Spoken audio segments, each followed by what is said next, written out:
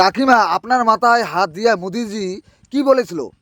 আমি দেখলাম যে মোদিজি আপনার মাথায় হাত দিয়ে কি বলল? मोदी जी बोला है हमको बहुत লড়াই সাহসিকতার সঙ্গে আমি লড়ছি এবং আমি যখন বলেছি আমার মেয়ের ন্যায় বিচার চাই, আমি নাম প্রকাশে আনতে চাই, ওর ছবি আমি সামনে আনতে চাই, আমার মাথায় হাত রেখেছেন। আমি মানুষের সঙ্গে অ্যাপিল করেছি এবং মানুষও চায় আমার মেয়ের ন্যায় বিচার। এত বড় একটা খারাপ কাজ কেউ মেনে নেয় নাই আর কি। এটা কেউ মেনে নেয়নি। এই হসপিটালে একটা অন ডিউটি ডক্টর, তাকে খুন করা হলো নির্মমভাবে। কাকিমা, এটা কিন্তু দুর্নীতি ছিল। এটা দুর্নীতিরই বলি হয়েছে আমার মেয়ে।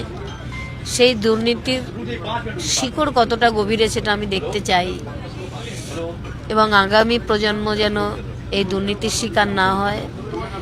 আমরা বাবা মা হিসেবে সেদিন যেটা ফেস করেছিলাম কেউ যেন আর না করে। কাকিমা, দিদি তো মেধাবী ছাত্রী ছিল।